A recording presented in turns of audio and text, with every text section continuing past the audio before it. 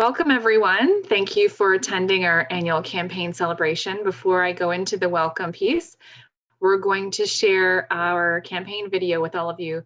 Some of you may not have seen it, and we hope you enjoy. What is home? For many of us, it's a place with familiar sights, sounds, and smells. It's a place where we feel safe to dream and find comfort in the routine of the everyday, where we can be adventurous and try new things. Home is a place where the people we love are safe and healthy. Lately, many of us have had to redefine what home looks like. We've learned firsthand the importance of patience, social connection, and security.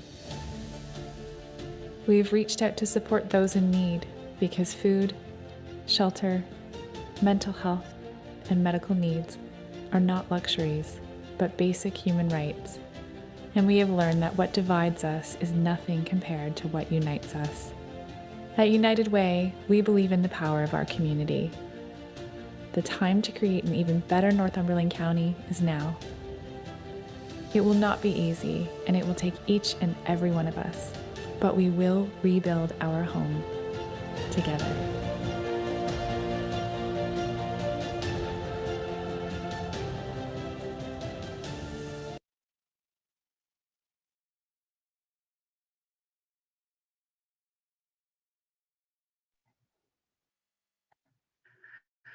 Welcome, everyone, to our campaign celebration. Huge thanks to the Best Western and Arthur's Pub for providing the meal for this evening. We hope that you've all had a chance to enjoy that. We also hope that you've had a chance to enjoy this fabulous weather that we've been having. And if you haven't had a chance to get out, hopefully you're joining us from your backyard or your patio. It's a lovely, lovely evening. Pre-COVID, we held our campaign celebration in person at the Best Western over breakfast. Thank you so much to the Best Western staff for continuing to partner with us and for the wonderful meal. Thank you also to those of you who have donated meal tonight to Transition House. Thank you for attending. I know you're all very excited about our special guest speaker, Dan Carter. Before we introduce him, I would like to give you an overview of the impact that we've had this past year. When the pandemic began and the official stay-at-home orders were declared last March, our donors, partners in provincial and federal government, our volunteers, workplace campaigns, and community partners stepped up to make sure that no one would be left behind. In those early days of the pandemic, we could never have predicted the impact of COVID-19 on our community and on the world. However, among the struggles and challenges of the past year, we've come together in ways like we never have. In the face of great adversity, we've proven that we're stronger together and that COVID-19 can't stop us. Thank you for your continued support. We are very excited to host this event this evening, and I'm just going to jump right in. We're thrilled to share with you that despite being entrenched in one of the greatest challenges in recent history, we have invested $951,801 into Northumberland County since March of last year.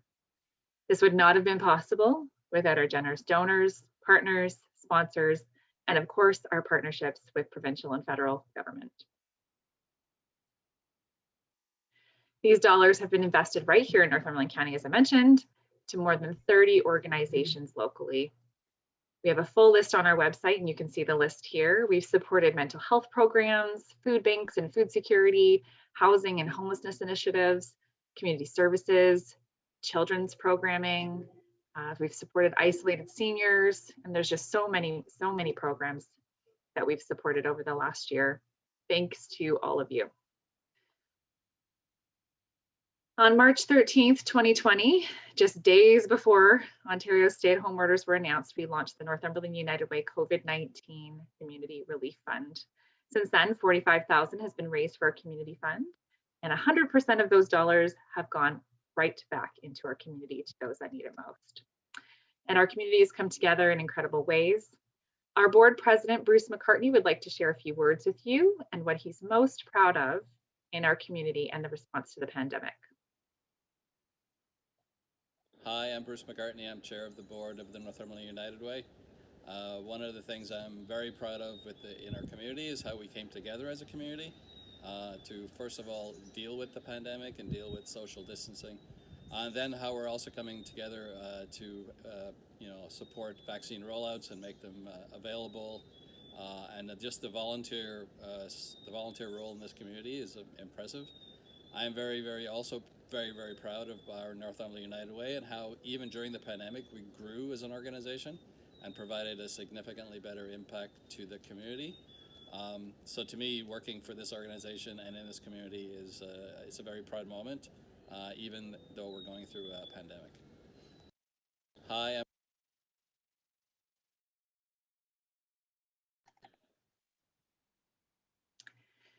This year's investment in Northumberland County would not have been possible without the provincial and federal government, as I mentioned.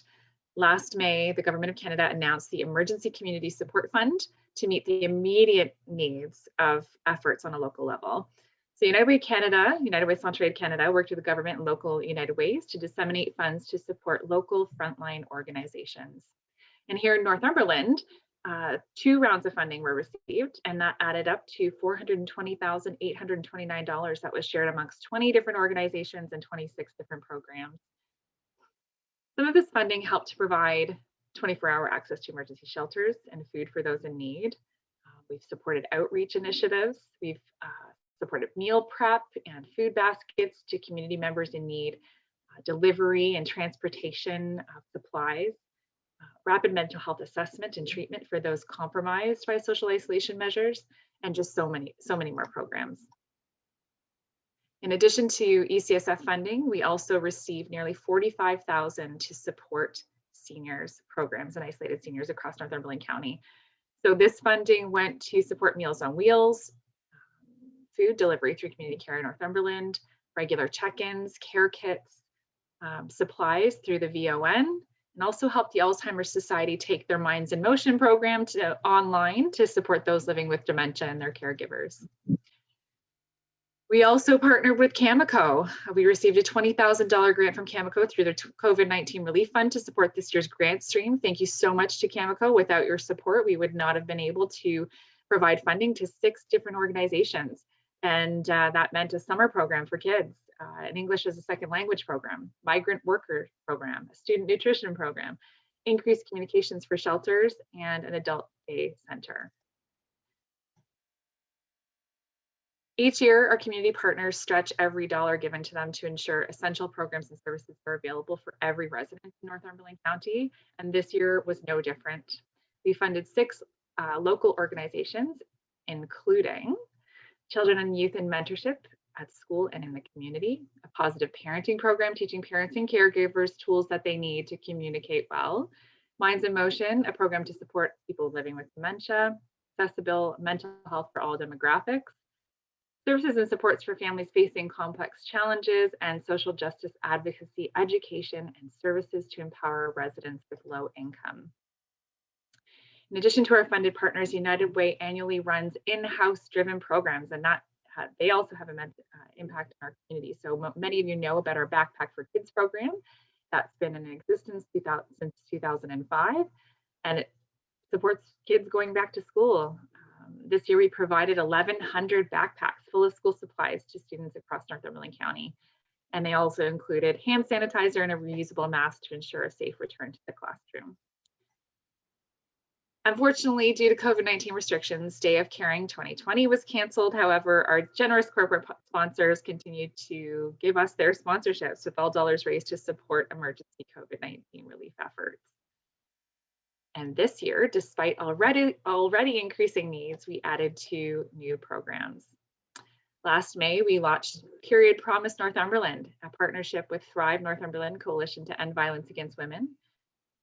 And this initiative really highlights the issue of period poverty in our community and increases the availability of product and to advocate for change. So thousands and thousands of products have gone out so far. I think about 5,000 products have gone out so far.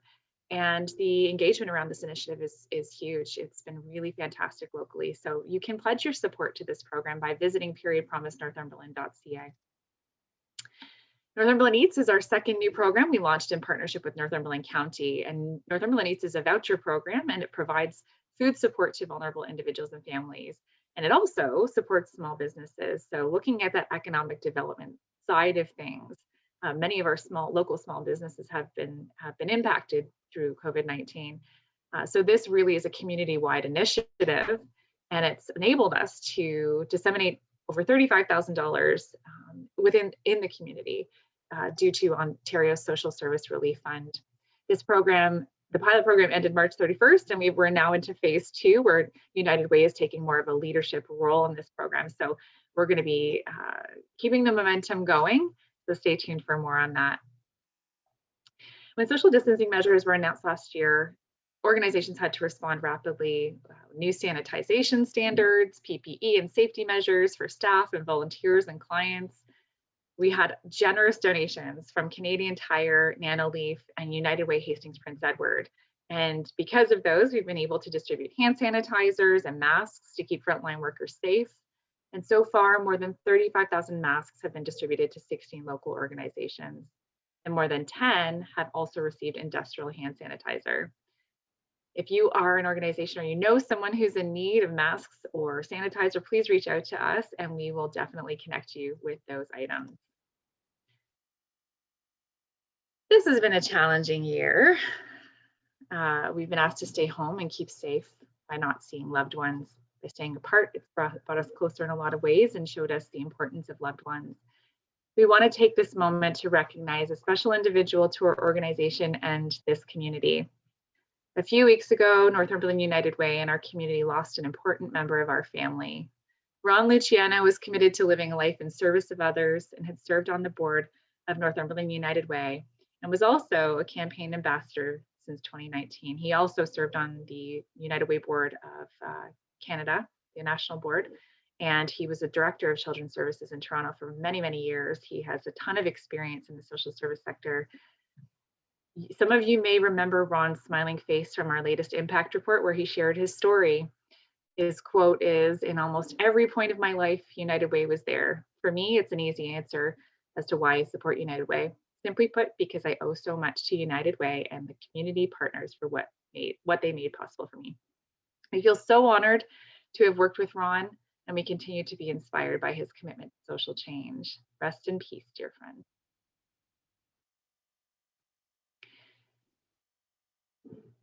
And we want to absolutely highlight 211 as we continue to navigate through these challenging times. 211 is there for you. You can call 211 anytime or visit 211ontario.ca to navigate government, health, community, and social services. This was a huge win for us this year as a national movement.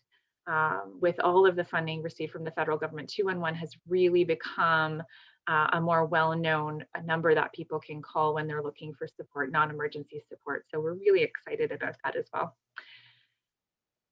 So thank you again. It's been a truly community-wide effort. We cannot thank you enough.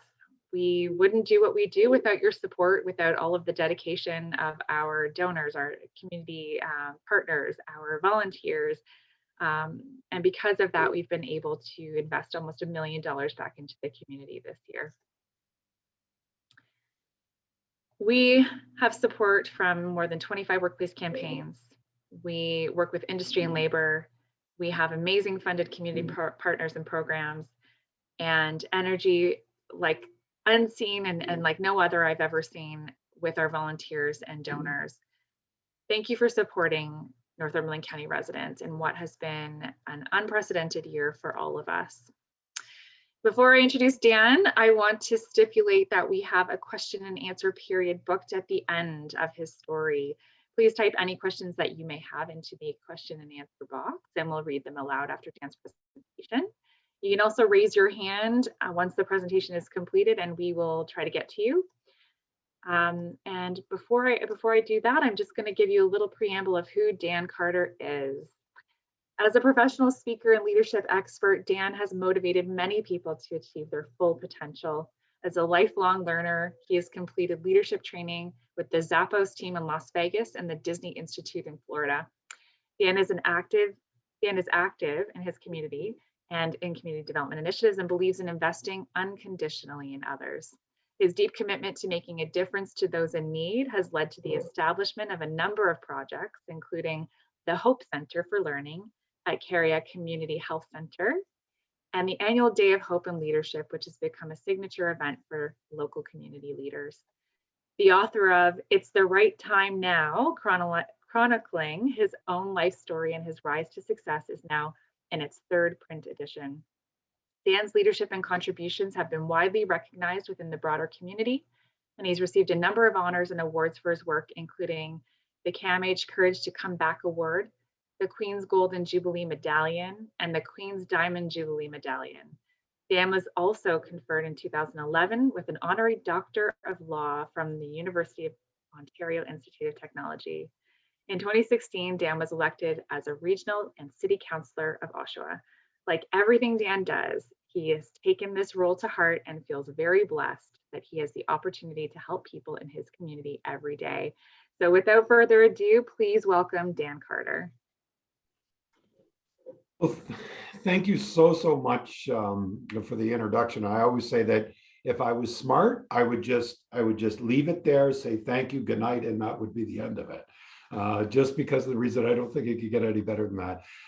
Thank you so much for the invitation to be with you this evening. First and foremost, I should take this opportunity to be able to not only congratulate the work that has gone on in this past year under very difficult situations, but raising almost $1 million and then being able to distribute the money throughout the community and such great programs is extraordinary. When you look at it, we've been closed or shut down for almost 15 months. And when you look at the efforts of your community, the dollars that are being raised, but the impact that you're having, especially on those individuals that may feel that their voice is not heard, is an extraordinary accomplishment by your United Way. But more so, it really reflects who your community is and who you are. So I want to take this opportunity to say, well done, congratulations. It is absolutely incredible to be able to see the success that you've had. And I love all of the different programs there. And I looked at many of the programs that you've invested into. And I have to say that I was really pleased because of my background and because of some of the challenges that we're facing as a nation. I was really nicely surprised to be able to see the investment, of course, for those that are unsheltered, those that need shelter, those that are going hungry, those that are dealing with addiction and mental health. And that plays a significant role in our communities. And before I get on to my presentation this evening, I'm reminded that we have 235,000 Canadians that call the streets home each and every night in one of the richest nations of the world. We have 3.5 million Canadians that live in poverty, and of them, 2.2 million of them are children. And it just reminds us once again that much work is needed to be done. We live in a rich, prosperous country. We have a great political structure. We have a wonderful healthcare system. We have a wonderful world-class educational system. We can do better than what we're doing today. Until those 2.2 million children, or the 3.5 million Canadians that are facing poverty on a daily basis, until we find a way of being able to make sure that each and every day they have an opportunity not only to lift themselves, but lift their children and those associated with their families up, it will benefit communities all across Canada, and we can never forget about that. I'm urging both the provincial governments and also our federal government to really, truly take this opportunity to be able to see the effects that the CERB had in regards to so many people that were impacted by losing many of their jobs, and especially our service sector jobs and those that work in precarious work. Many of those individuals have benefited from the CERB, which then says to all of us, is it time that we have a national debate in regards to the guaranteed income? Now, I know that that's a third rail issue in some communities, but Canada needs to find a way of being able to address the complexities that we're facing today. In my circumstance, because of the reason that I come from, I will say, a challenged background, I have a lot of interest in regards to what many individuals are facing on the streets today. Those individuals that have the complex issues, especially with addiction and mental health, and then being unsheltered or they are couch surfing from place to place, we are seeing more and more Canadians that are fighting the addiction of opiates. We're seeing approximately 4,500 Canadians each and every year now dying from opiate overdose. One of the books that I always recommend audiences to be able to understand this crisis that we're facing at this particular time is called American Overdose. And it talks about the journey of opiates and about how these opiates have progressed over a period of time and how it's impacted. But more importantly is it talks about the recent history of opiates and how individuals like myself that are prescribed through either a doctor or dentist for whatever reason, they're prescribed a heavy opiate such as Oxycontin, that in circumstances when you look at an individual like myself that is an addict, it will take me approximately 72 hours to become fully addicted. I want to leave that with you because of the reason that we have many Canadians that have never had issues with addiction before that are now finding themselves in the midst and in the grips of addiction. You know, in my community, in the great city of Oshawa and across the region of Durham, we are seeing huge impacts in regards to what's happening with addiction and mental health and unsheltered individuals. And why I'm so passionate about it is because of my own journey into addiction and homelessness. You know, I come from a small community in the eastern part of Toronto. It's called Agincourt, Ontario. As a matter of fact, Agincourt is part of Scarborough. So from Oshawa to Agincourt right now is probably about 43 kilometers. But I was born in the 1960s, and when I arrived in Agincourt, Ontario, it was amazing because just the different distance between Agincourt and Oshawa would mean it would be a day trip. We would have to pack a lunch, maybe a suitcase, just to be able to spend the day in Oshawa because it was such a far distance. Then I think about Northumberland and I think, my goodness, we would have had to pack a trailer back in the 1960s to be able to visit the area. But I was lucky enough and blessed enough that I had an opportunity to be able to be in your community several times. As a matter of fact, it's one of my favorite communities in Ontario. And I spend a lot of time there because of the reason that I love Jim's Pizza in Port Hope. And I really like the pizza there. And I got to be honest with you, I just love pizza. So I like going to Jim's. But I ended up in Agincourt, Ontario at the age of 2. And the reason why I was there at the age of 2 is because I was born in St. John's, New Brunswick. And when I was only a few months old, my mother passed away suddenly. She was in her 40s and passed away. I was the last of 7 children. And unfortunately, in the 1960s, if you were only a couple months old and my older brother that was just ahead of me was just under the age of 2, many of individuals that were in a large family like that would have small children, fathers just wouldn't be bringing up babies. And therefore, myself and my brother Tommy at the time, we were put in the care of the Children's Aid Society. We were born in St. John's, New Brunswick, and we found ourselves being part of the Children's Aid Society in the 1960s in the city of Toronto. As a matter of fact, throughout that period of time, the first 2 years of my life, I always say that my life has been one that has been tested and blessed. I guess tested because of the reason that I lost my mother when I was very young. My biological mother lost my family at that young age, but I was blessed because of the reason that I went into so many great, caring, loving family homes through the adoption process. And I was adopted in 1962. Matter of fact, on February 14th, 1962, Valentine's Day, to Charles and Isabel Carter. And the interesting part about it is Charles and Isabel Carter were both Second World War veterans. My mother was a nurse in the Second World War. My father was a dispatch writer in the Second World War. They had 3 of their own children already. But here's the interesting part. They didn't have much in regards to like extravagant things, big houses or fancy cars. Of course, that wasn't part of their history, especially in the early part of the 60s, coming back home in 1945. But the interesting part was they fostered 22 foster babies from 1946 to 1962. And I find that amazing that a family that had 3 of their own children, still found a way of being able to care for little babies through the Children's Aid Society. It just happened that as I grew and as I grew on them, they made a decision that out of the 22 foster babies that they had come through their doorstep, they were going to only adopt 1. And I was fortunate enough to be adopted. Like everyone else, I was blessed with a wonderful bringing up in Agincourt, Ontario. You know, one of the great things about it is I still remember, not clearly, but I remember my mother telling me the stories about the first day that they put me on a school bus. I was kind of short, really chubby, and I had those really thick corduroys and the checkered shirt, and you know, my hat on sideways. I was the coolest looking kid at, you know, going into kindergarten. And my parents were so proud because they had saw the 3 of their children, of course, go off to school. Well, it was through that period of time that going off to school that Isabel and Charlie Carter also noticed that I was having difficulties at school. And in the 1960s, if you couldn't do the work in the classroom, there wasn't much tolerance for a child that couldn't really do the work. So I always say that from grade 1 to about grade 6, I found myself challenged at school. At the same time, by the time I got to grade 4, I was already 6'2" and weighed about 85 pounds. So not only was I tall and skinny, but I had no coordination and therefore not very athletic. And not being able to read or write because of the reason that I had dyslexia. And it was a severe case of dyslexia. And at the time in the 1960s, teachers didn't recognize it. Matter of fact, I always say that my journey in elementary school was so unsuccessful. I still remember going down to the principal's office, well, out to the smoking lounge, to talk to the principal about a parking spot because apparently I was going to spend a lot of time at elementary school.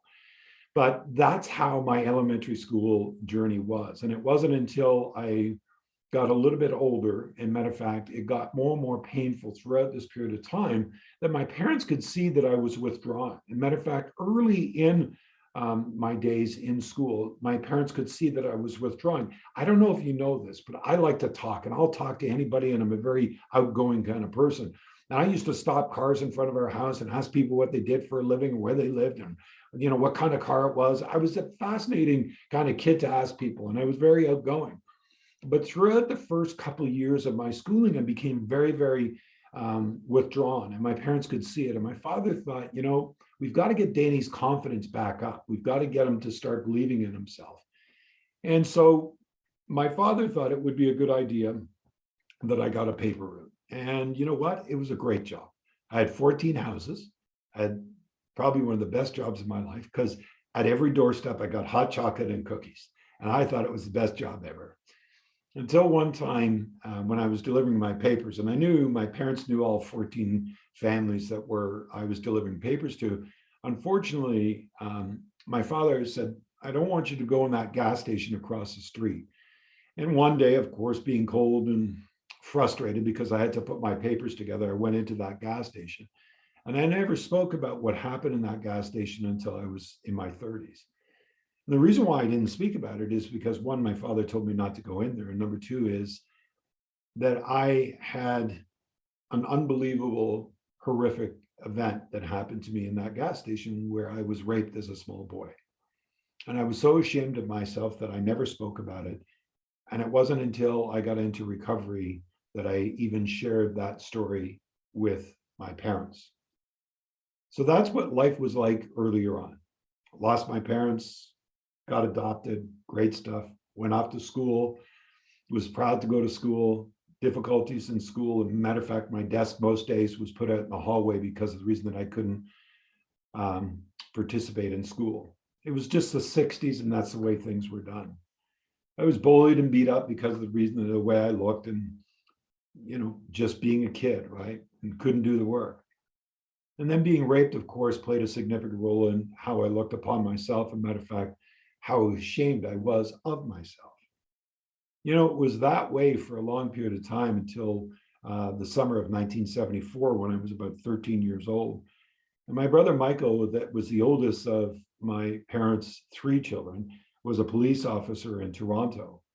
And on the Sunday morning of July 1974, we got a knock at the door that woke my parents and myself up. And we were notified that morning that my brother Michael, that was a father of 3 and a police officer since the age of 17 through the cadet program, was killed at our cottage that Saturday night. And it was devastating for me because I was 13 and my brother was 28, and we were just becoming friends, and it meant a lot to me. And it shook our family, but it really shook me. And I think I lost a lot of confidence in regards to where I was going and what I was feeling. And to be absolutely honest, none of my friends had ever experienced anyone dying in their family. And by this time, I had already gone to aunts and uncles' funerals because my father was the youngest, but he was the oldest as a parent. When I was adopted, my dad was 50 and I was 2 years old. So my friends tried to help me through that period of time. And it was on the day of my brother's funeral that I was introduced to my very first drink. And unfortunately, they say about alcohol, for some, it eases the pain of a journey that many lives have been impacted by. In my circumstance, what I found with alcohol was that I could forget about all of the things that had happened to me, that I could become that person that I really wanted to be, charismatic and funny, and all the things that I dreamed about. And the thing about being an addict is, the problem being is, you start innocently enough, but finally, it just breaks you. Matter of fact, it gets you to a place where you're mentally, emotionally, physically, financially, spiritually, you're just broken. You end up doing things, you end up acting, behaving, distancing yourself from friends and family. You are a broken individual. You lie, you cheat, you steal, you do anything you possibly can. You push the people that love you and want to see you do well further and further away from you. Your addiction continues to be all encompassing. You can't hold on to jobs, you can't tell the truth, and you certainly have no self-esteem and no self-worth or any self-dignity. That journey started when I was 13, and it didn't happen immediately. It got worse and worse and worse, and it found me going from alcohol on a regular basis and then adding drugs. And then, of course, the loss of jobs, loss of relationships, geographically going to different places, and just seeing my life unravel. My sister Maureen and my mother were huge influences in my life, but my parents had just had about enough of me. And my sister and my mother continued to say, we know that some goodness is in you, but alcohol is taking it away from you. And people tried and tried to tell me that I was an alcoholic and a drug addict. And of course, I just brushed them off because I wanted no part of it. It wasn't until June 17th, 1991, that I found myself, of course, on the streets, mentally, emotionally, physically, financially, spiritually broken. I'm 6 foot, almost 3. I'm 215 pounds. And by this time, I was about 110 pounds, living on the streets in downtown Toronto, begging, borrowing, and stealing whatever I could to be able to support my habit and my life. And this one morning, I finally kind of woke up and realized, as I looked in a broken mirror, how sick I had become. And I phoned my sister Maureen, and I said to my sister Maureen, like, something's got to change. And to her credit, Maureen said, why don't you make it over to the house and we'll talk about it. And I went to her home, and she lived in a nice area of Toronto. And when the door opened, the person that opened the door just kind of looked at me and didn't really realize who I was. And I walked into the house, and my sister was sitting in the kitchen. And my sister didn't say a word to me, and she was reading the paper, and she dropped the paper. She walked over to me and slapped me across the side of the head. And she said, you have two choices today. You either sober up or you die, because one of them is going to happen today, and you have no choice. My sister never, ever didn't believe that there was something good in me, but knew that alcohol and drugs was absolutely destroying me. I went into that shower in the back of the house, and I got cleaned up, and my sister was on the phone, and she had already made arrangements for me within hours for me to be able to fly to Los Angeles, California, to be able to go into a long-term drug and rehabilitation center in Los Angeles, California. And a miracle happened when I was in that rehab center. I'm 31 years old. I'm pretty broken. I'm broken in every aspect. I was in ICU for a long period of time because I had lost so much weight. I couldn't take solid foods, and they had to get me back healthy again. And I remember the very first meeting I went to in the hospital. You have to go to a 12-step group, and I've never gone to a 12-step group before, and you have to stand up and say, hi, my name's Dan Carter, and I'm a severe alcoholic and drug addict. And just as I was about to sit down after introducing myself, the counselor said to me, he said, Mr. Carter, he said, this is a group that participates. We participate. And you're lucky enough that today we've selected you to do our first reading out of our big book. And I'm 31 years old. And I'm in a room of 26 people. And I had to stand there and say, I can't read. And I stood there and I said, I can't read. And he said, Mr. Carter, would you like your life to change today? And I said, yes, sir. He said, then I need you to try. You know, the most amazing thing is we always think about heroes, about people that run into burning buildings, or like my brothers were, that were police officers.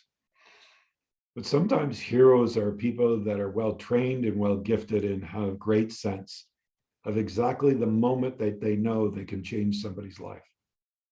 You know, that counselor knew that that room of 26 broken people just like me, that nobody would laugh, nobody would make fun of me, no one would huff or puff, or anybody would sigh or anything else.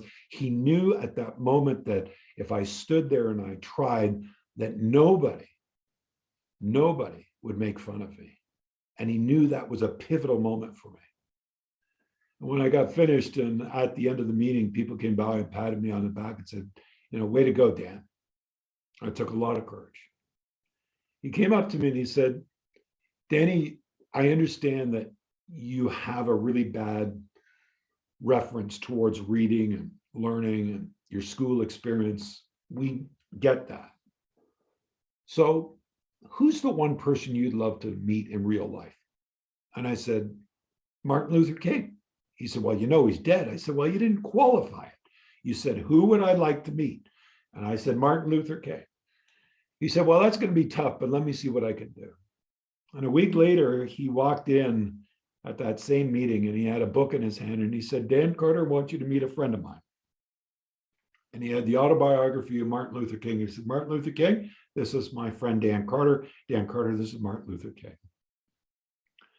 And it changed the way I looked at the experience of learning and reading and absorbing information.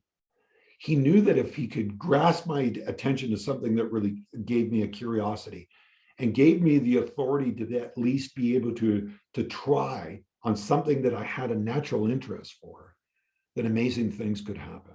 And he was right. You know, I spent almost a year in Los Angeles, California in a treatment program, and I had to speak about all the horrible things. I had to talk about being adopted and how I felt about being blessed, but also at the same time about feeling unfair that I didn't know who my brothers and sisters were. And I didn't understand why I couldn't be part of that family unit. I talked about being raped as a small boy and what that did to me and how ashamed I was of carrying that guilt with me. I talked about the bullying and the teasing and not being able to read. All of those things came to the surface. You see, as addicts, we utilize our drugs and alcohol to be able to release our pain. It's part of the way that we cope. We use it so that we can suppress the horrific things that happen in our lives. You know, we have a facility here in Oshawa, Ontario called the Refuge. It's a youth outreach support program here that helps young men and women be able to get the services that they need. Do you know 95% of those children have been either physically or sexually abused? And you know what? Many of them end up getting addicted to drugs and alcohol. Why? Because of the reason that they utilize that to be able to suppress the events that have happened in their lives. I've tried to urge people to truly understand that it's not about putting somebody into a rehabilitation program for 28 days, because in my circumstance, I had 30 years of baggage that I had to deal with. And that year gave me an opportunity to be able to come to terms with many things that I had experienced in the first 31 years of my life. I still remember the counselor saying to me when I was returning back to Canada, he said, Danny, you need to know something. He said, good things happen to bad people and bad things happen to good people. But you always have to remember, as long as you're sober, you got a chance. And, you know, you're full of euphoria, you know, kind of thing. And it's wonderful that you feel great and you're oh yeah, nothing's going to hurt me now kind of thing. I came back to Canada. It took my parents 3+ years to actually see that I had made a difference in my life, that I truly was clean and sober. I made amends, tried to repair relationships. There were relationships I couldn't repair because of my behavior. But I tried my best to be able to make sure that people truly understood that I was an alcoholic and I was a drug addict, and the behavior that I had demonstrated that I needed to take accountability for, and that I was ashamed of my behavior, and I asked for forgiveness. And I was asked this question once: it's an improbable case that a person like you would become a mayor of a city coming from the background that you come from. And I said, it's amazing what recovery, redemption, and forgiveness can do to an individual. And that's what the public and what people have given me. You know, things were going along really good. I started learning how to read a little bit better, doing odd jobs. And then somebody said to me, he said, you know, you really should be on TV. And I said, well, yeah, because, you know, I'm so well trained, you know. And they said, no, you know, you'll talk to anybody. You should interview people. So I started doing an internship as the oldest intern, I think, at CTV and Agent Court, along with Ken Shaw, Joe Tilley, Lance Brown, Mettersack, Tom Gibney, that we just lost, Dave Duvall, Christine Bentley, all these people there. And I went there every single night and I did my internship at nighttime. And I still remember Ken Shaw saying to me, he said, when I was near the end of my internship, he said, so let me get this right. You have no formal education. I said, no. And you can just barely read. I said, yeah. He said, you know, this job's all about reading. I said, oh, yeah, I know that. Yeah. He said, you've never been on television before. I said, no, never been on television before. He said, you know, this is a profession, like young people get into it young, and then they kind of get it. You're old already, you know. And I said, I realize that. And he said, well, he said, good luck. I hope everything works out for you. And Ken has been my friend for over 25 years, and he was absolutely wonderful, because at every turn he had encouraged me, supported me, and guided me through that process. And it's been amazing because of the reason that, because of him and Joe Tilley and everybody else, that I had an opportunity to be able to work first at Rogers Television, and then working for a CBC affiliate, and then going on to be able to be a television host for almost 22 years. I had the opportunity to be able to interview people, and I found out that I was really good at interviewing because of the reason that I had a fascination for people. I wanted to learn from them because I don't have a formal education. So to me, sitting down with prime ministers or premiers or movie stars, it gave me the opportunity to learn, and I learned a great deal about myself at the same time. You know, things were going great up till about May of 2000. I was then finally in a job that I enjoyed. I was on television and had some notoriety. I started making a half decent living. I had got married and thought that, you know, things were good there. And then May 17th, 2000 happened. And that's when I got a phone call at our house that my sister that saved my life ended her life. And it was devastating for me. And I didn't understand it because of the reason that my sister was a successful, beautiful, charismatic, loving, caring, generous person that saved my life. And it made no sense to me. But it reminded me once again that all of us have life hurdles and issues that we have, and we put them in our knapsack. And if we don't deal with them, what happens is that knapsack just gets heavier and heavier and heavier and heavier. Suicide has a way of impacting your life that many of you probably that are on this call this evening have been either directly or indirectly impacted from, and you know exactly what I'm speaking about. Suicide has a way of lingering in your life for a long period of time. My sister saved my life, and there was no possible way that I would ever dishonor her by picking up a drink or a drug ever again.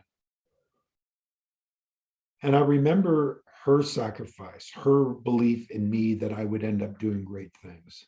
She believed that there was goodness that lived in me and continued to be able to encourage me. And even to this day, I continue to remember the influence of my sister and my mother especially. I sit in front of you today, not as a perfect person. Matter of fact, I'm a very broken person. The storyline of me becoming a mayor of a city is almost impossible. And I still remember the headlines when I got elected as the mayor of this great city after serving 4 years as a regional and city councilor. And it was quite funny. It said, homeless man becomes mayor. And I had to say to people, you understand there was a difference between being homeless and becoming mayor. There was a little bit of a period of time there, but it made good headlines. But it really reminded me once again of all the people that have invested in my life and the opportunities that they gave me. And because of their generosity, because of their forgiveness, and because of redemption, I have the opportunity to serve in a role that I am so blessed to have. 3 days before I took the oath of office as mayor, many of you would have known that an announcement came from General Motors after 110 years. They were going to close their auto assembly line here in Oshawa, which would put 2,500 people directly and about 20,000 people indirectly out of work. 3 days before I became mayor of the great city of Oshawa. I spent the next 2 years trying to convince General Motors that we were a great community and that we were worth investing into. Well, last November, because of the work that General Motors and the city and of course Unifor put together, we're seeing the return of our auto assembly line here in Oshawa, where we're starting off with 1,700 people on an auto assembly line that starts rolling off mid-sized trucks and full-size trucks next year. We also have a $170 million test track that is being built here for autonomous vehicles and electric vehicles. We've seen a parts division that has been created here. I am one of the luckiest individuals to be able to be serving in a moment like this. But here's the point. The point being is the work that you've done as a community collectively in one of the most historical times that none of us have ever faced before, and seeing the progress that you've made for people that you do not maybe know. You don't understand their hardships, their hurdles, the struggles, their history. You know nothing in some circumstances about what they've experienced. But what did you do as a community? You gave unconditionally. You used your power of influence. You used your leadership ability to be able to invest in people's lives, and it does change people's lives. And you know how I know? Is because of the reason that this is what's possible. From somebody that's living on the streets, it was just barely over 100 pounds, that couldn't read or write, had no self-esteem, no self-worth, had burned every bridge around. It was programs like what you're sponsoring, what you've invested into, that are saving people's lives. You may never hear the applause, but you need to know that the work that you do each and every day changes people's lives. And I can tell you from experience that individuals just like me that are recovering all across this great country are going to take our experiences and we're going to invest in other people's lives just like you're investing in our lives. And because of the investment you're making in our lives, we can end up doing great things. Think about it. Right now, we have one of the biggest hurdles we've ever faced. Yeah, we got COVID and we'll get through this. But we have 235,000 people that call the streets home. We get 3 million plus people that live in poverty. We have an opiate epidemic that is taking 4,500 lives a year. We're seeing our brothers, our sisters, our friends, our neighbors, our strangers in our community on the street corners injecting poison into their arms because of the reason that they are so broken. And just imagine somebody that has the life skills and the journey that I've had in my life are now in a position to be able to make sure that their voices are heard, that I can advocate and educate people about why that individual, we shouldn't turn our back on it, because every individual has the possibility of doing great things. I'm always reminded when people ask me, why am I so passionate about the things that I do, especially here at the city of Oshawa and across the country, is because of the reason that I truly believe that every parent that has a child, a brother, a sister, an aunt, an uncle, or a parent that has a child that is out on the street, and by the way, a parent from 15 to 55 is their child, I think they would expect me to do everything I possibly could to save their child's life. And that's what I'm committed to do. I'm in this role because of the reason that you, because of your generosity, because of your forgiveness, because of your redemption, give me an opportunity to be able to serve in this role. Tonight, I'm here to celebrate not only your accomplishments, but thank you for your investments that you've made in those programs. like I say, you may never ever hear the applause. You never may see, the value of your investments. But I can tell you, it changes people's lives. It gives them hope. It heals families. It makes sure that children don't have to go to another generation of poverty.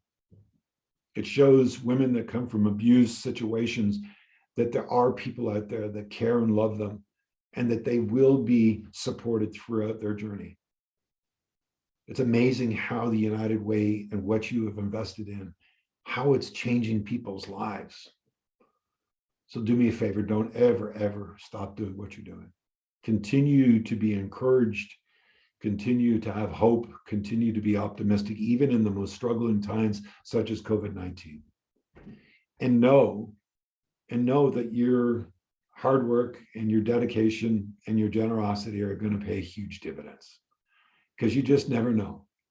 That person that you passed today, that investment that you made at that shelter, that food program that you supported for some child that doesn't understand why you're at the door giving out groceries, someday they may just grow up and do amazing things. Even if they don't do amazing things, isn't it wonderful just to give? That's why I love your emblem so much. It's about holding people. It's about truly investing in people. So I just want to say thank you so much for the opportunity to join you tonight. Thank you for the work that you're doing. And I hope that my message tonight really resonates with some of you. I hope that some of this you can carry with you throughout your life, and that there may be moments where you reflect back upon some of the things that I've said. But I just really appreciate the opportunity to be with you this evening. So I'll wrap up my comments. I don't know how long I've been going on, but probably way too long. But I thank you so much for the opportunity to be with you this evening. And I'd be more than willing to answer any questions that may come about. Thank you so much, Dan. There are no words. Thank you for your vulnerability. I think it's a good reminder to all of us that, as you mentioned before we got started, that when you speak from the heart, that's when you really truly do impact people. Your story is not an easy one to tell, I'm sure. And to your point about every one of us knowing someone who's been through something similar, it is true. And I think that's why we're all involved in the work that we do. And I'm humbled by your story. I feel re-inspired by your story. And I thank you so much for sharing with us. I'm going to open up the floor to questions because I'm sure we've got a few of them. I know the team at United Way was very eager to ask a few as well. It looks like we have some in the question and answer here. So I'll just start with a comment. Hey, Dan, this is from Bruce McCartney, our board chair. Hey, Dan, from our board and myself, I want to express how grateful we are for sharing your story. You're an inspiration to us. This is our third meeting. Once long ago, it seems, on your radio show at a Walk for Alzheimer's, and now today helping us celebrate our growth year through COVID-19. I have no other words than thank you, sir. We've got a question here from Jennifer Darrell. Sure. When your sister took her life, what resources did you use to cope and deal with your grief? To be absolutely honest, I didn't reach out for resources. As a matter of fact, I've shared this time and time again, is when my sister ended her life, it was such a shock to me that what I did is I isolated. As a matter of fact, I walked away from my marriage. I isolated, I went to work, I did my job, and as soon as I was off air, I basically got in my car and drove to my apartment in downtown Bowmanville, matter of fact, and I isolated. I was so lost. I was so shocked. I just couldn't come to terms with everything. Not only because of the reason of how I felt, but I could see my parents. My father had Alzheimer's, and my father couldn't understand truly what was going on, but my mom could. And it was just devastating, not only to be able to understand that I lost my sister, but I could see the devastation of my parents. And so I didn't deal with it well. Like I said, I didn't drink and I didn't pick up a drug. But slowly but surely, what happened is I started speaking to people that were close to me, friends and family that finally, kind of gave me enough space to be able to kind of try and think about what I was experiencing. But I slowly and surely started to talk about it and talk about the events that happened.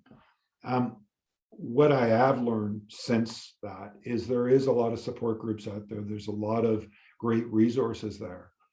What I've tried to do is take that experience, and I volunteered at Ontario Shores. And of course, you heard that I also had an association with CAMH, and I did a campaign across Canada about the faces of mental illness. And I talked about my experiences and different things like that and spoke across the country in regards to it. I think that was one way that I helped kind of deal with it. When I wrote the book, It's the Right Time Now, that was also very therapeutic for me to be able to deal with my emotions and my feelings. And then I chaired the foundation at Ontario Shores for almost 7 years. And that helped me also really come to terms that I had the opportunity to get resources from Ontario Shores. But to be absolutely honest, I did not do a good job in the early parts of Maureen's death, of dealing with her suicide. And what I've tried to do through the experience and what I've learned since 2000, which I can't believe it's almost 21 years. In May, it'll be 21 years that Maureen's gone, is that by sharing my story, sharing my relationship with my sister, talking about her unconditional love, talking about the struggles she had within a very short period of time, that it gives me the opportunity to help families that are going through the same thing.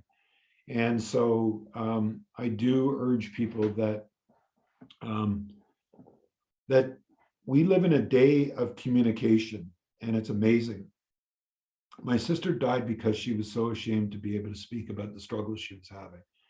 And my sister was a very accomplished executive, owned a company, was very successful, had all the trappings in the world.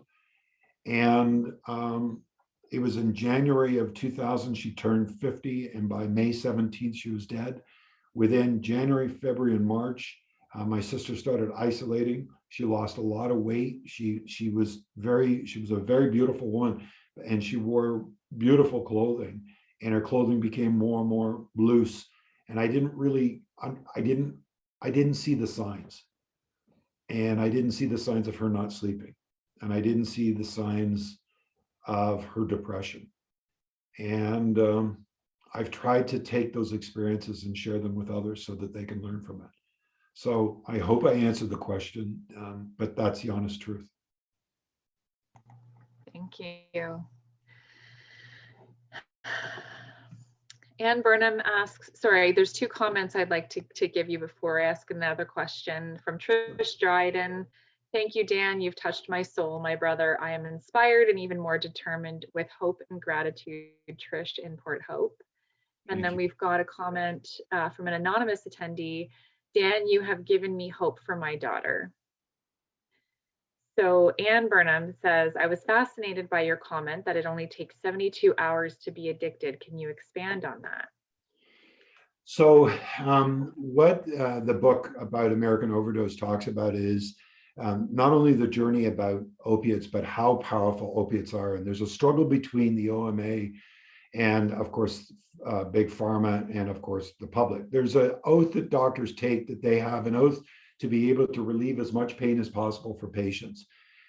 The issue being is that when some of these opiates started becoming more and more readily used, they got more and more potent. And matter of fact, the journey about the Oxycontin and that whole journey about how it came onto the market, how it was sold, how it was educated through doctors, and how it was being prescribed, what happened was it was becoming very overprescribed.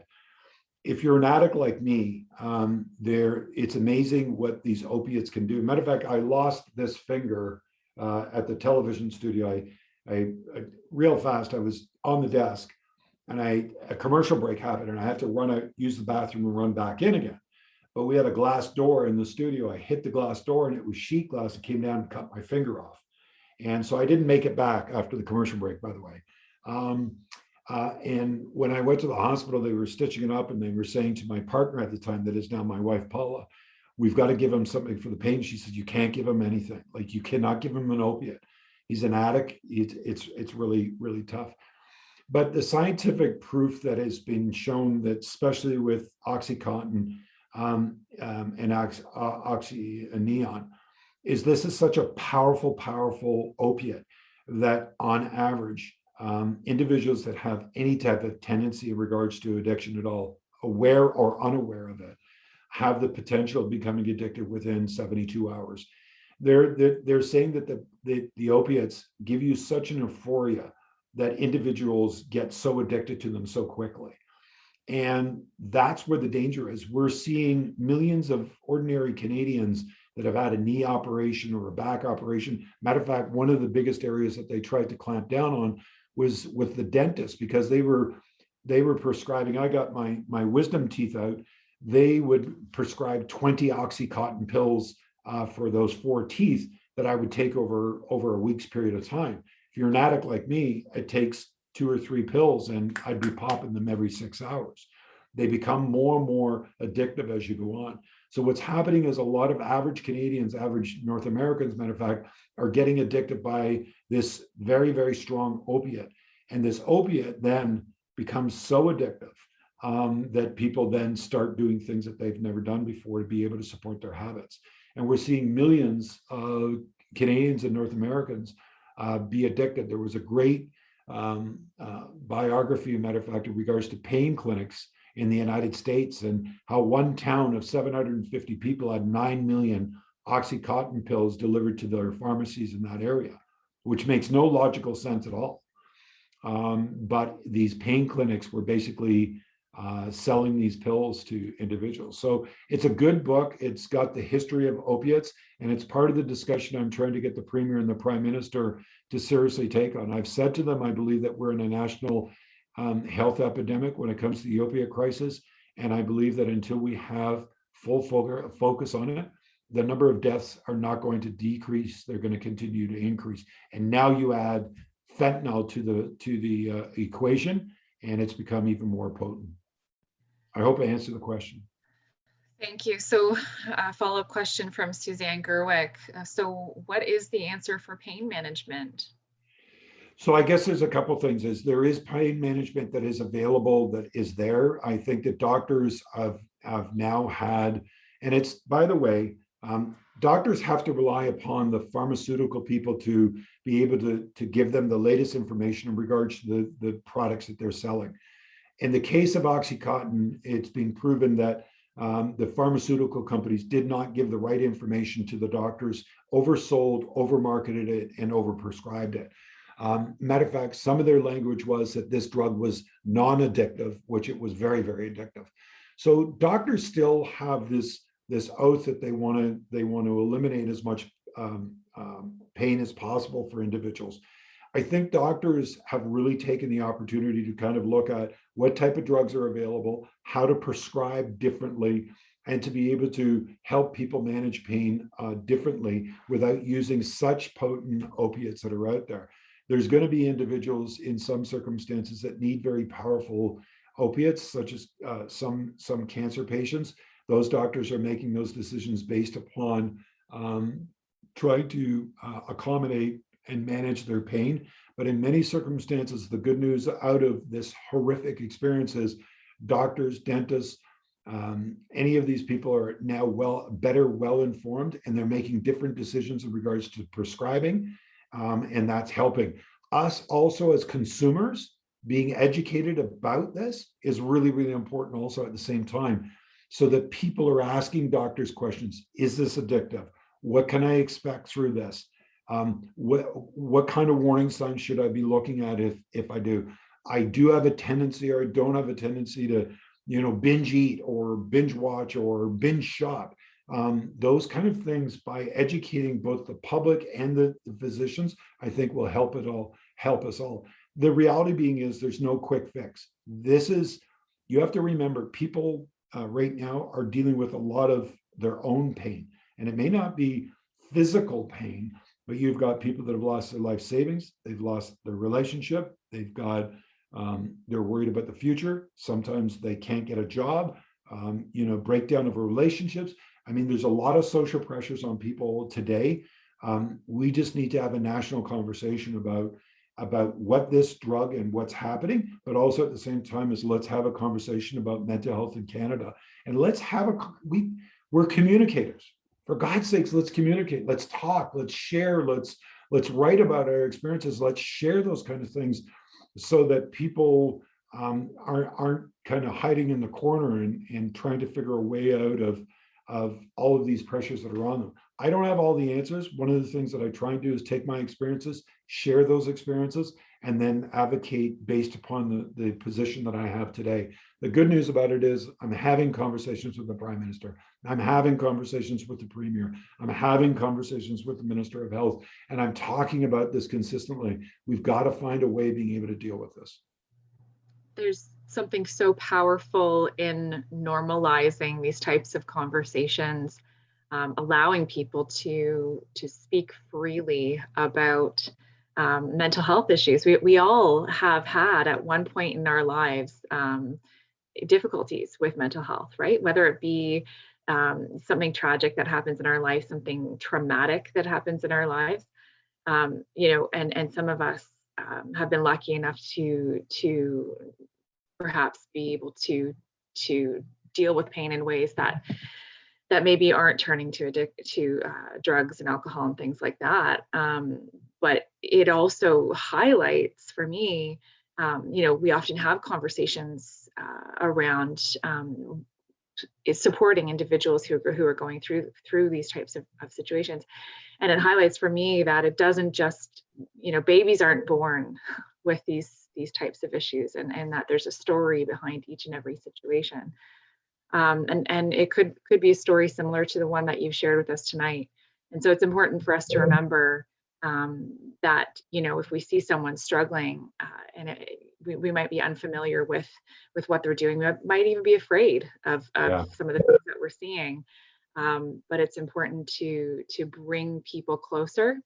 I think, sometimes there's this tendency to want to push it away and pretend it's not there. And I think, we know best practice is to build community around people who are struggling. And so thank you again. Just one more question from Ann Burnham. Yeah. Thank you for your answer on becoming addicted so quickly. You didn't see the signs of your sister's depression, but I bet since then you've learned a lot more about sort of what to watch for. Can you tell us how to notice our friends and family who are in trouble and suggest how we might help if we think there's a problem? So by trouble, she's saying, either depression or addictions that are covering their life turmoil, something that they're in pain about. How might we recognize that? So there's something that I've learned tremendously is one of them is lack of sleep or too much sleep. That's a big thing. People, especially that are lack of sleep, you just can't function properly, and you'll see that people that are struggling with issues will either go one of two ways. They won't have any sleep at all, or they'll end up being very much can't get out of bed. They're just all encompassing in regards to it. Lack of energy, the change in personalities, the kind of ways that people are distancing themselves from friends and family. That's why I'm a great believer that communication is so important. And the point that you had mentioned was about having these discussions. One of the things that I always say to people is, somebody asked me one time, they said, what's the difference when you were living on the streets and begging for money and all that? What was the difference between a good day and a bad day? And I said, when somebody looked me in the eye. Because you see, I smelled bad, looked bad, and probably behaved bad. And so when people saw me, they didn't want anything to do with me. So don't look at me. And so I'm not there. And it's amazing what that does to individuals. You think to yourself, oh my God, I'm not even here. I must be invisible. But one of the things that I've tried to do, especially through this journey that I've been on as an elected official, is, I've looked at every opportunity to have community conversations about mental health and addiction. And one of the ways I did that was I brought 50 representatives from our faith communities together and had a conversation about addiction, mental health, depression, substance abuse, and then asked them to invite me to their congregations to be able to speak at their churches. And what that did was it took traditional individuals that may be sheltered from addiction to have a better understanding of what's truly going on today. But the way I look at it is, as long as I take my experiences and I educate through communication, I share my experiences and as faulted as I am, and try and share that, what happens is it creates a conversation in different environments. And you just never know where those conversations are going to lead.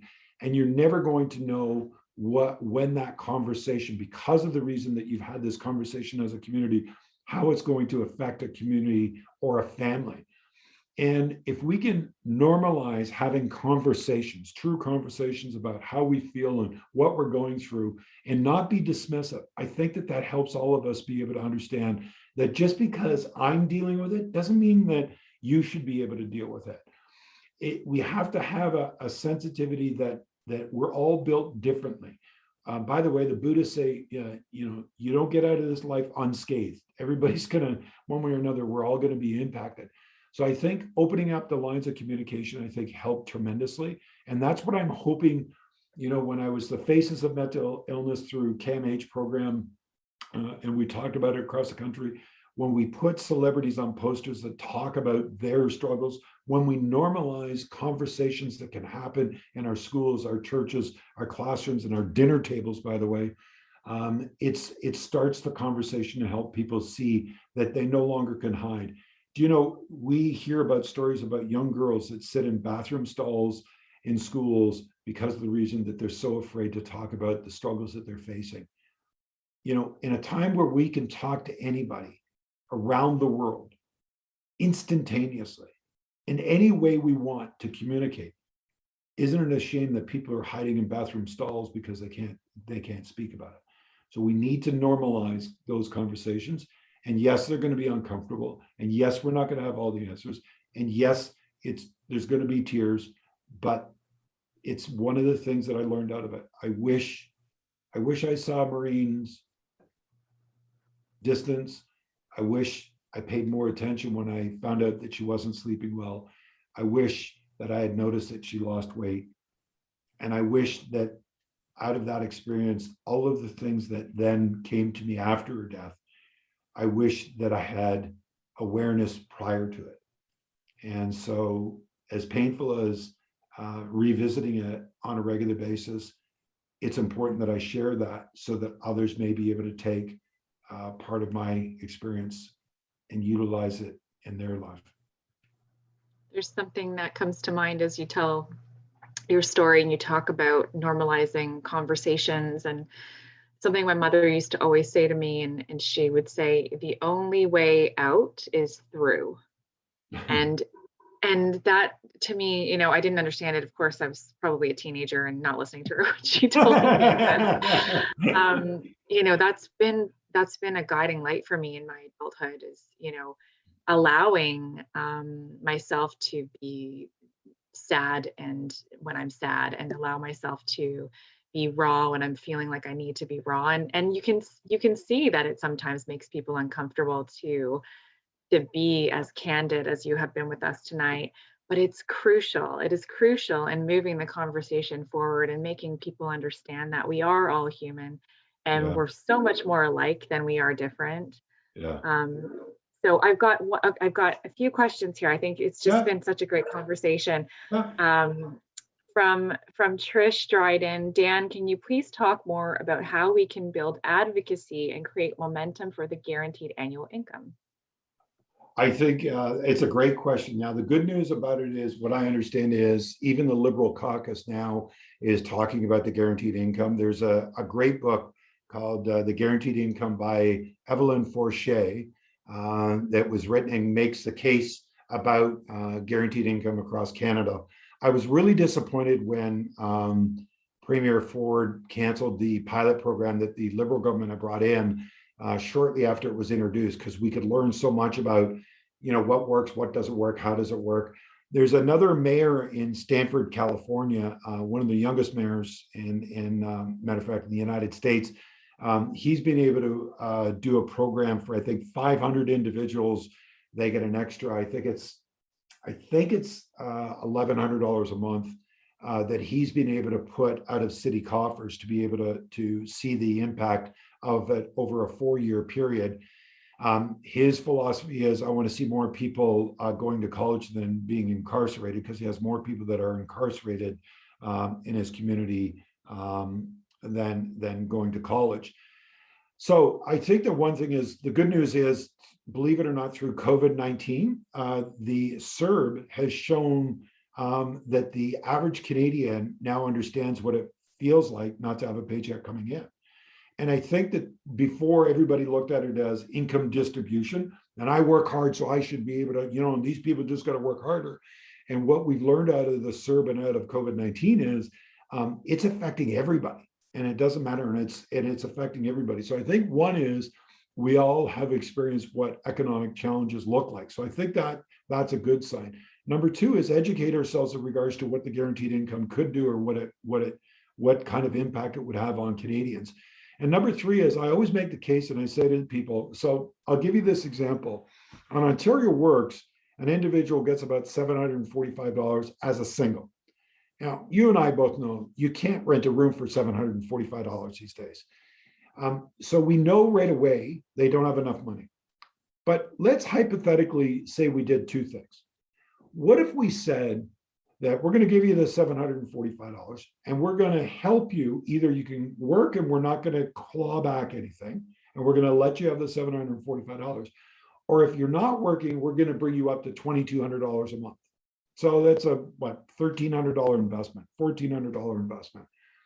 Well, the interesting thing about it is, we know that through the guaranteed income, we know that when people aren't economically challenged, what happens is we have better health indicators. We have less police calls. We have less uses of our emergency room. People have better health indicators themselves. Their kids do better. They eat better. There's a normalization of being able to actually be part of what they've always heard about, which is the Canadian dream. Here's the other thing. It's good for local economy, because the local economy will show that individual that has $2,200 a month, they don't go to Disneyland. You guess where they spend the money? They spend the money within a 5-kilometer radius. So even the local economies will be lifted because of the reason that individuals are now having the resources to buy, spend, and work in their own community. So it's good for local economic indicators also. So, again, is the biggest thing that I've done. I now am a reader. I hate to tell you this, but I just turned 60. And so I'm going to celebrate 30 years of sobriety this June. And since the time that I've learned how to read till now, I'm going to say I've read probably 4,000, maybe 5,000 books. I try and learn as much as I possibly can. And when I talk about the guaranteed income, that book by Evelyn Forget, it's such a good book to be able to walk it through and see exactly the impact. But talk to your local politicians about it. Talk to them, but equip yourself to have the conversations. But I think the CERB has shown that when we give people enough to be able to pay or be able to survive, that, believe it or not, it helps individuals throughout this real challenging time. So I'm hoping that answers the question. That's great. Thank you so much. We've got comment after comment. Thank you, Dan, for sharing with us and moving us forward. You're a shining example of how it is to be open and share your life's learning so that we can all benefit. I feel honored to have heard your story. Thank you. Just gratitude across the board. And it's so powerful when we're able to be vulnerable and share something so meaningful to us. So I just want to say a huge thank you to you for supporting us and for coming out tonight and for sharing your story. I'm sure there will be tons of questions after this as well. What I'd like to do now is thank everyone on this call for attending this evening. As we move forward and we start to navigate this new normal, we ask you to think about what you hope for Northumberland County. How can we work together to build an even better community? We'd love to hear from you. Email us, call us, reach out. Here's a little video and to hopefully add some inspiration.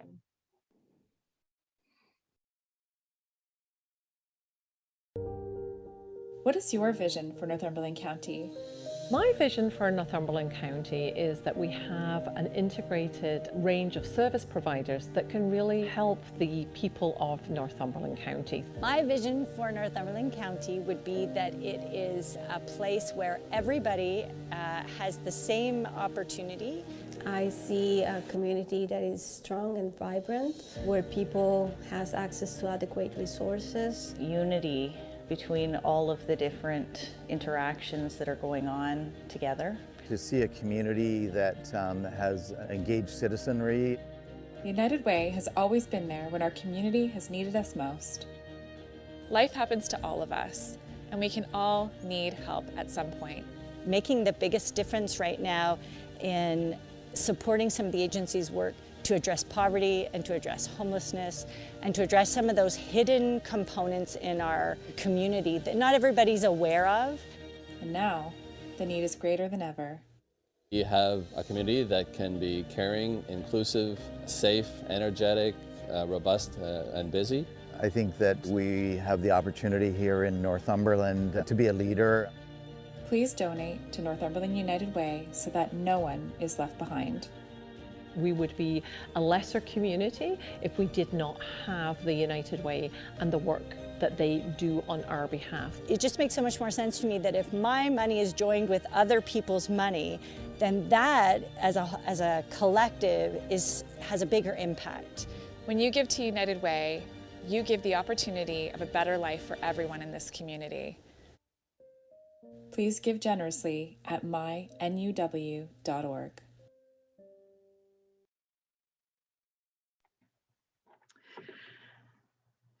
Again, thank you so much, Dan, for your story, for sharing it with us tonight, for the inspiration. Thank you to everyone who's come out to join us at this campaign celebration. We hope to see you again in the community as soon as it's safe to do so. Have a wonderful evening. Thank you, and please stay safe.